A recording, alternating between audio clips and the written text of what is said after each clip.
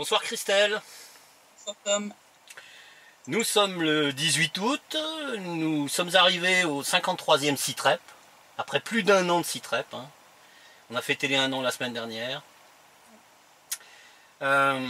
Malheureusement, c'est dans une période particulièrement difficile, avec un retour d'une tension particulièrement vive, puisque des bombardements insistants, ils étaient déjà assez insistants dans le passé, mais là c'est un regroupement d'hystérie là, à ce niveau-là. Tu vas nous faire évidemment un compte-rendu qui laisse penser que véritablement, on l'a dit plusieurs fois depuis plusieurs mois, mais véritablement je pense que là on se dirige vers une offensive finale ou quelque chose dans ce goût-là, parce que ça n'a pas de sens sinon, ça n'a aucun sens.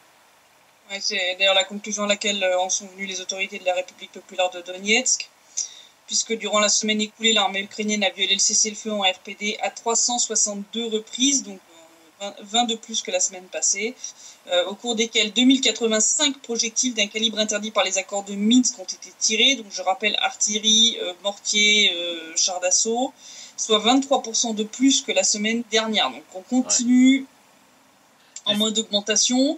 Rien que durant les dernières 24 heures, il y a eu 51 violations du cessez-le-feu par l'armée ukrainienne, durant lesquelles cette dernière a tiré 234 obus d'un calibre interdit, dont 2 obus d'artillerie de 152 mm. Oh là là. Donc là, l'artillerie lourde est de nouveau de sortie.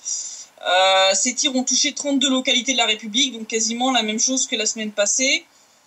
En termes de victimes, c'est un carnage, puisque ces tirs ont fait 12 morts. Donc c'était tous des soldats, 6 blessés, donc 4 civils en République populaire de Donetsk. Donc là, on fait un bilan nouveau qui est sanglant, puisqu'on est à 2 fois plus de morts et de blessés que la semaine passée. Donc c'est carrément mauvais, quoi. Là, c'est une hécatombe. Un des civils a été blessé ce matin lors de tirs de l'armée ukrainienne sur le village de Zaïtsevo, qui est un village où nous nous rendons régulièrement. J'ai encore publié cette semaine un reportage qui a été fait là-bas. Les tirs ne s'arrêtent jamais là-bas, c'est tous les jours. C'est ce bilan, le bilan de cette semaine porte depuis le 1er janvier 2017 jusqu'à hier. Le bilan total depuis le début de l'année à 212 morts en République populaire de Donetsk, dont 187 soldats et 25 civils, dont un enfant. Et ça nous fait aussi 477 blessés, dont 289 soldats et 188 civils. Voilà. Donc ça nous fait un total, d'après les données de la médiatrice aux droits de l'homme de la RPD, depuis le début du conflit sur le territoire de la RPD, non seulement pour la République populaire de Donetsk, je ne parle même pas de Lugansk, 4501 personnes tuées, dont 605 femmes. C'est quand même énorme. C'est un carnage, c'est un véritable carnage. C'est un carnage. Voilà. Donc, là, en Europe, ils sont tous en train de pleurer à juste titre sur les victimes de l'attentat de Barcelone. C'est peut-être bien de s'intéresser au carnage qui a lieu dans l'est de l'Europe aussi. Pas faire de l'indignation sélective. Oui, c'est hélas malheureusement le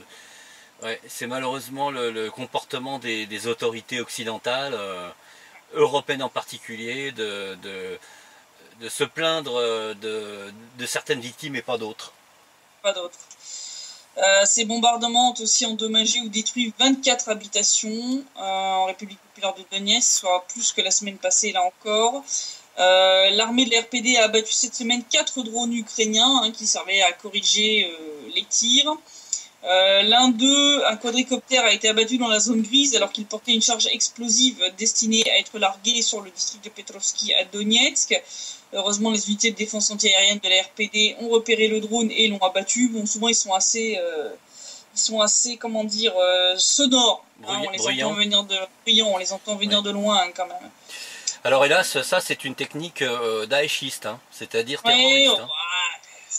On ne demandera pas d'où est-ce qu'ils ont tiré cette charmante technique, certainement des bataillons islamistes qui font partie de l'armée ukrainienne. Eux-mêmes formés par les services de renseignement américains. Oui, il y en a qui ont dû revenir de Syrie aussi, ils ont dû apprendre 2-3 petits trucs Sans doute. là-bas, comme d'habitude.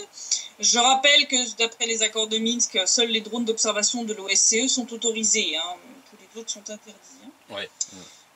Les localités les plus touchées ont été les districts de Petrovski et Kievski à Donetsk, ainsi que les villages de Spartak, Kominternovo et Sakhanka, les deux derniers étant dans le sud de la RPD. Donc on afficherait une petite carte pour que les gens se rendent compte Ouais. où ça se situe. Cette semaine, nous n'avons pas de liste des matériels ukrainiens qui ne seraient pas dans les zones de stockage. L'OSCE un peu silencieux cette semaine-ci. En vacances peut-être. Mais bon, au vu des observations qui sont faites sur le front par les unités de reconnaissance de la RPD, de nombreuses armes lourdes sont présentes sur le front et sont utilisées par l'armée ukrainienne, entre autres les chars d'assaut, l'artillerie de 122 et 152 mm et les mortiers lourds, entre autres.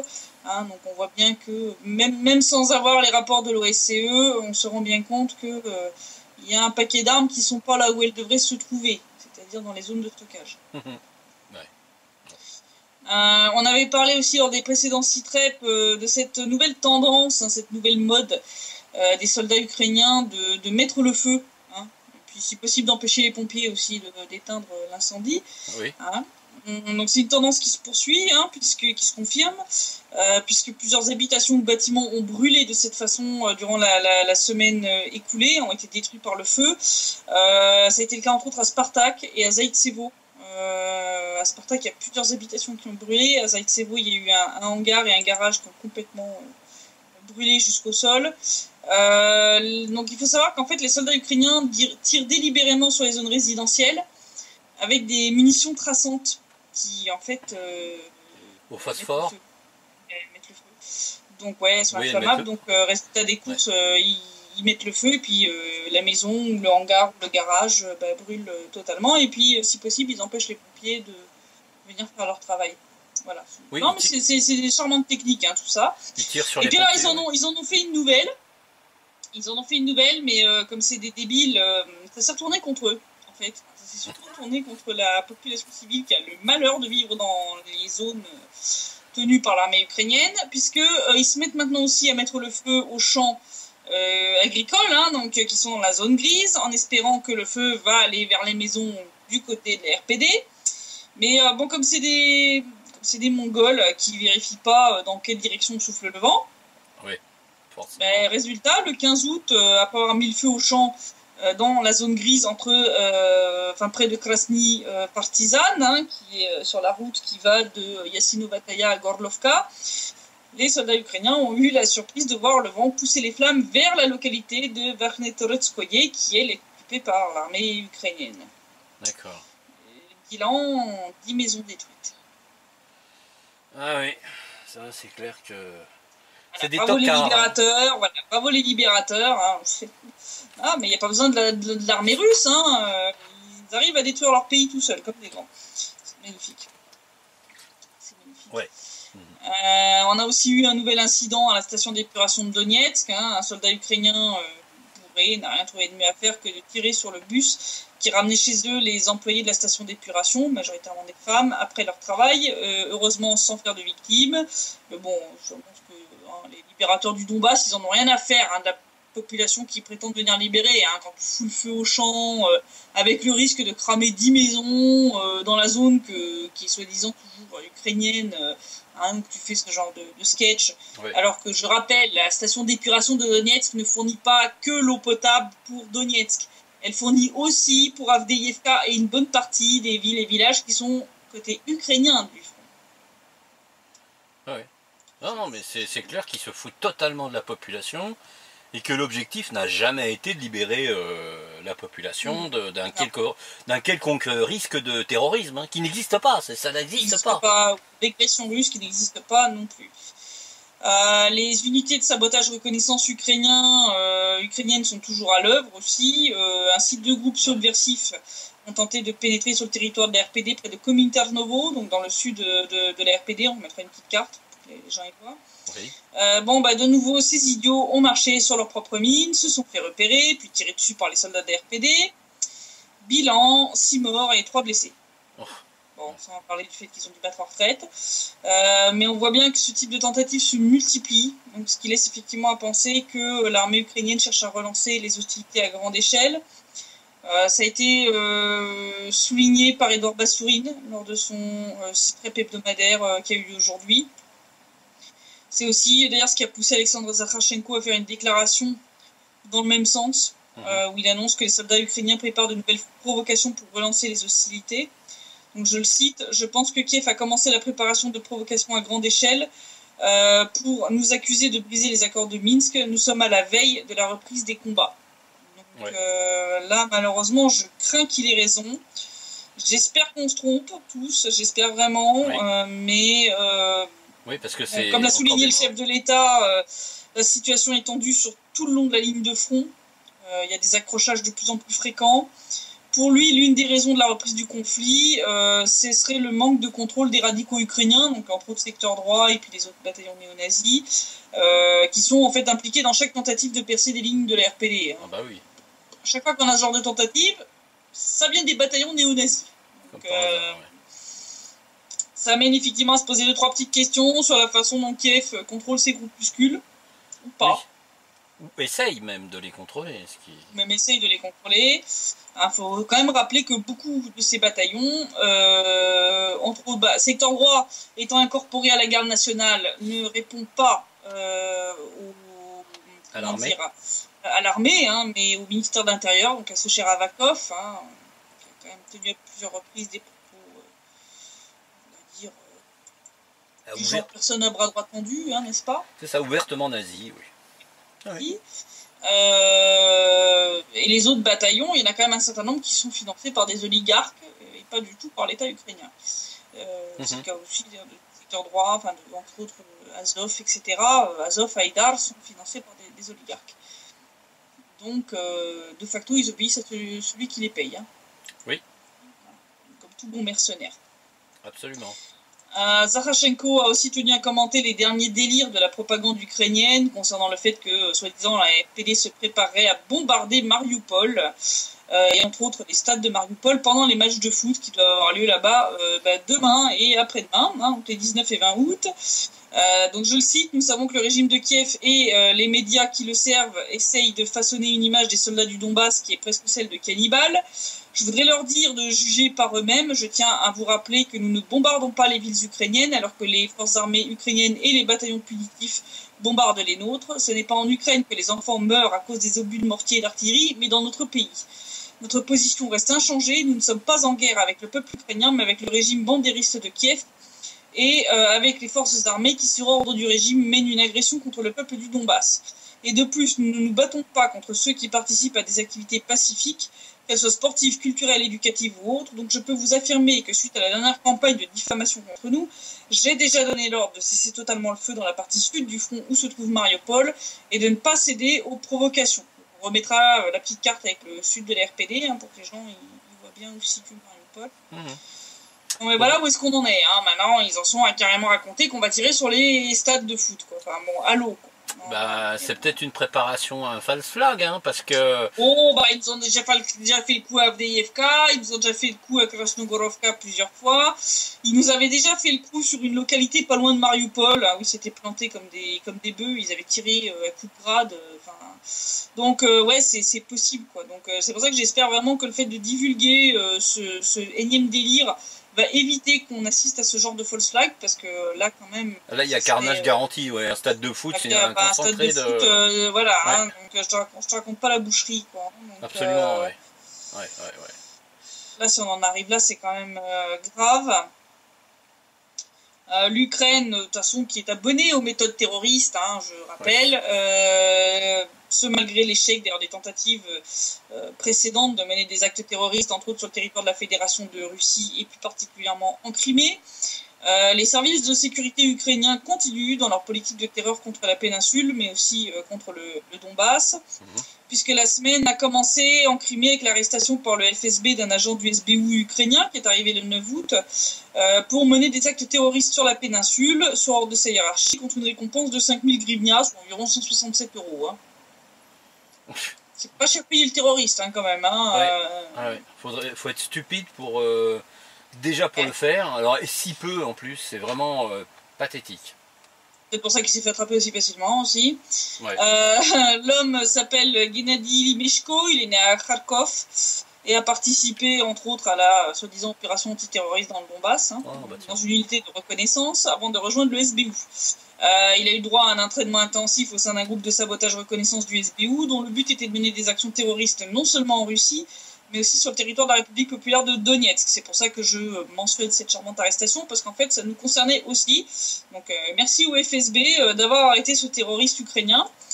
Le 2 août, il s'est rendu à Kherson pour recevoir d'un officier du SBU surnommé Andrei, mais aussi connu comme étant Artur Narimanovitch, les cibles qu'il devait frapper. Donc, il s'agissait entre autres de lignes électriques entre les villes de Soudak et de Novi Ziet. Donc, en les coupant, il aurait privé à peu près plus de 50 000 personnes de courant. Oh, bah tiens donc. Voilà. Les forêts autour de Soudak auxquelles il devait mettre le feu, l'autoroute reliant Soudak et Novi Ziet qu'il devait couper en provoquant des éboulements, et une décharge à Rybatchiye à laquelle il devait mettre le feu aussi. Oh, ouais, bah, parfait. Voilà. Décidément, foutre le feu, ça a l'air d'être la mode en ce moment, côté ukrainien. Je sais pas par quoi ils sont inspirés, mais vraiment, c'est assez... c'est grand n'importe quoi. Donc il a été placé en détention provisoire jusqu'au 13 octobre par une cour de Simferopol après qu'il ait plaidé coupable des charges qui pèsent contre lui.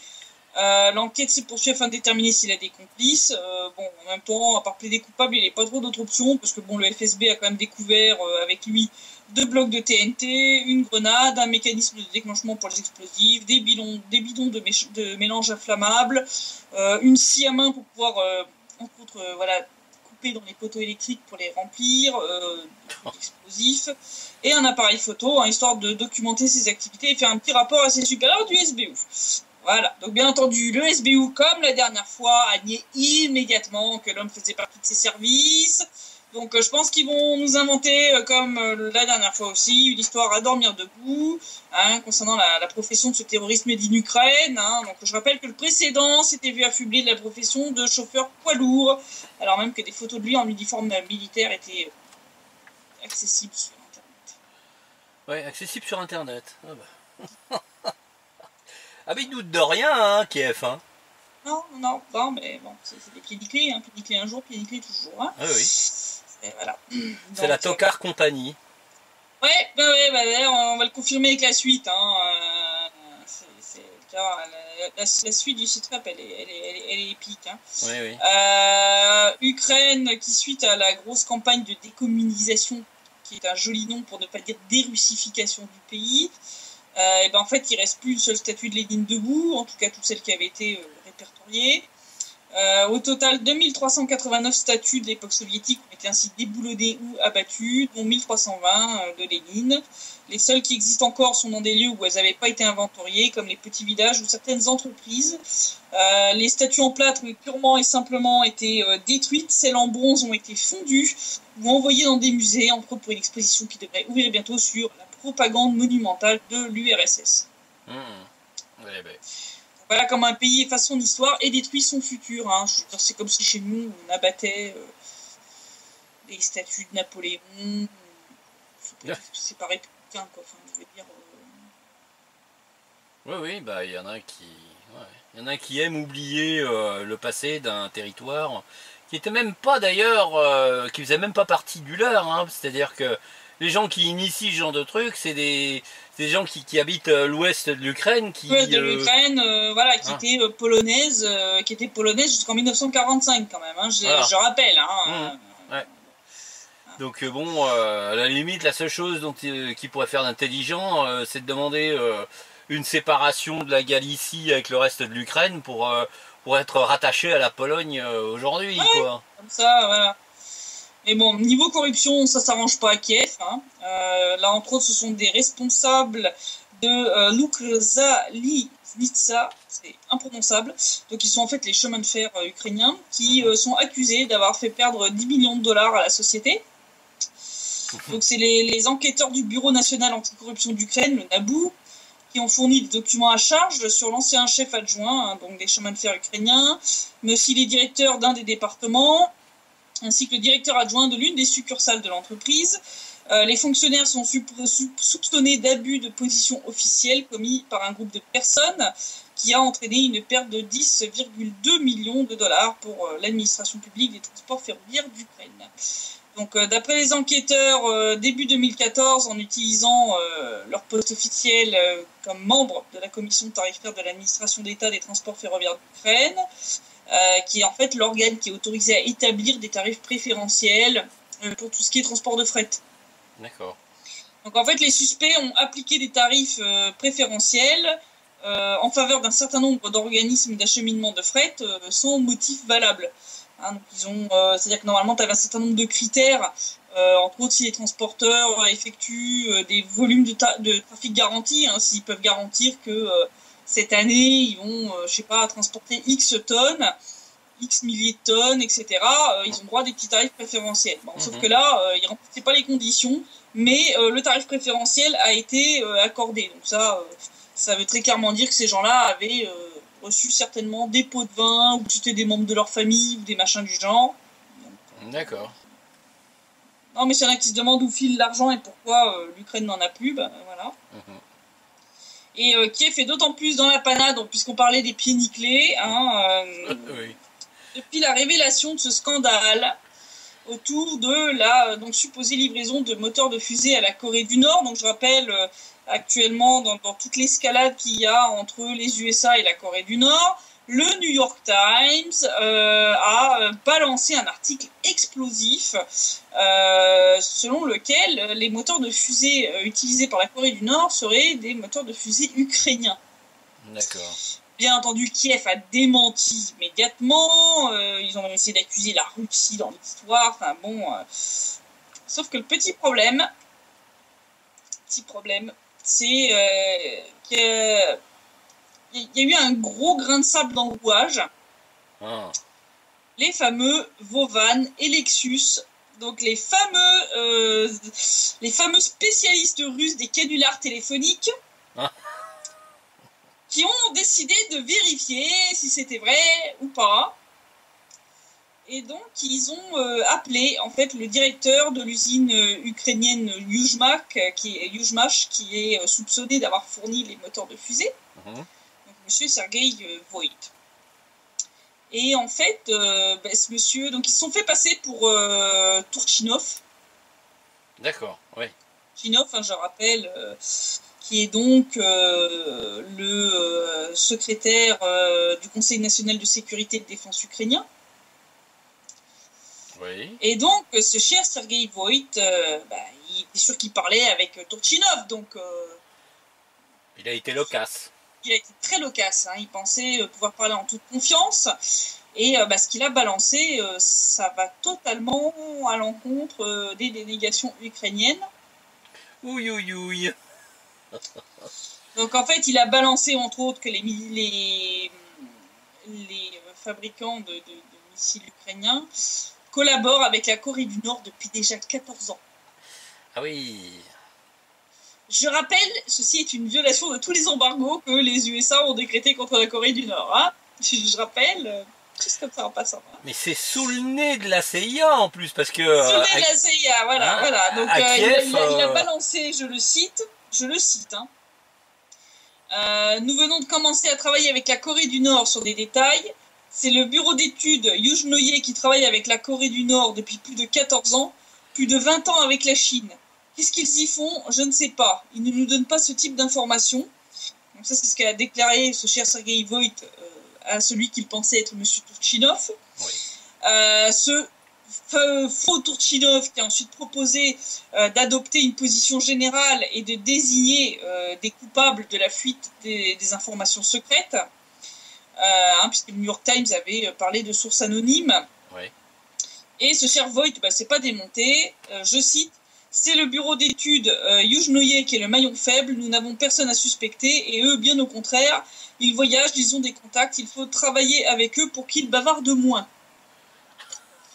Je pense que le vrai Turchinov va certainement appliquer cette recommandation à ce cher monsieur Voit lui-même. D'accord. Ouais. Parce que là, il a ouvert et bien ouvert. Hein. Là, Ouais, l'autre, il a balancé, quoi. Là, c'est bon, quoi. Ça fait 14 ans que l'Ukraine travaille avec la Corée du Nord. Ouais, ouais. Sans doute pour des questions financières à la base, hein. Mais bon. Bien sûr, bien sûr.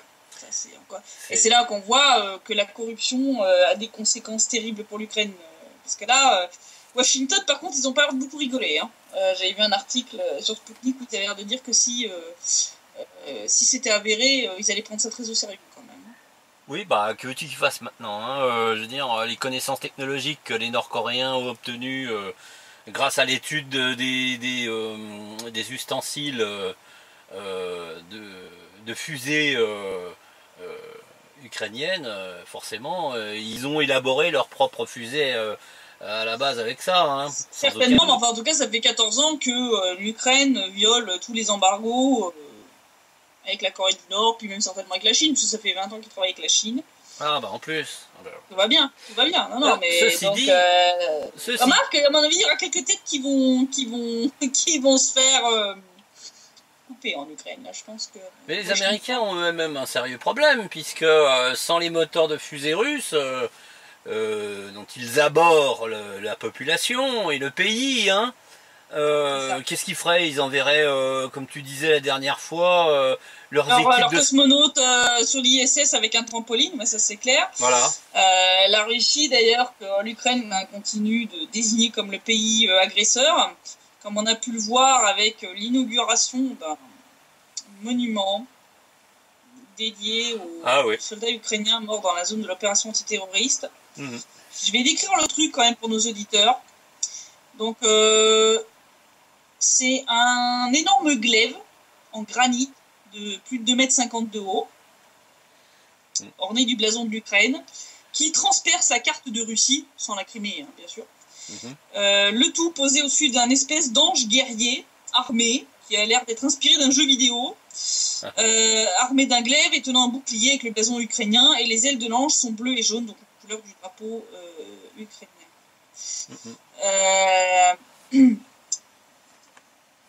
Alors, le must quand même, c'est que ce monument est censé rappeler aux habitants de Kiev le prix de la paix.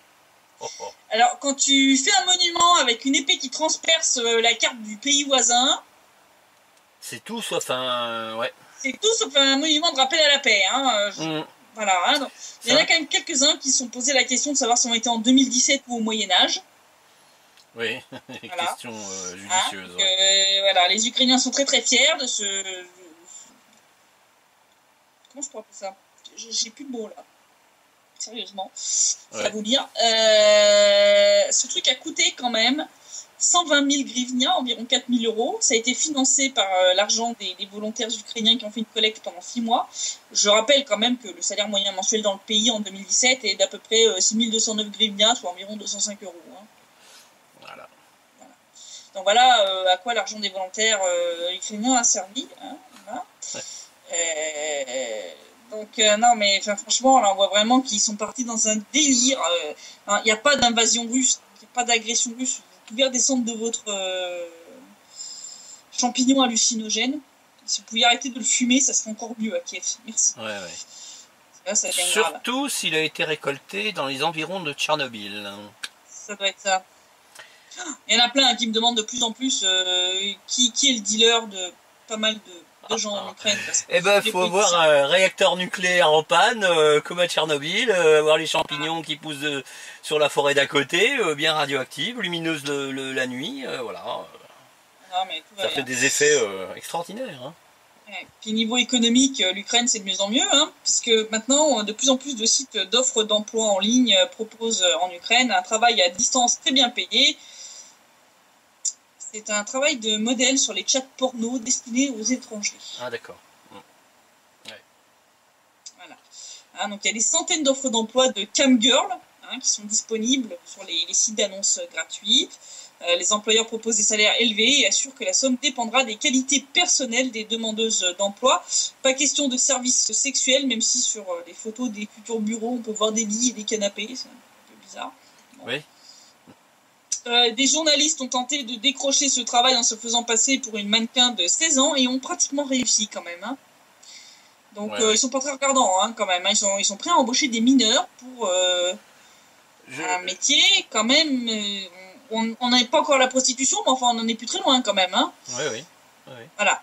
Donc, de ces intermédiaires, une de ces intermédiaires qui était une femme, qui dit vous n'avez pas encore 17 ans, mais vous les aurez bientôt. Bon, je pense que c'est pas très grave.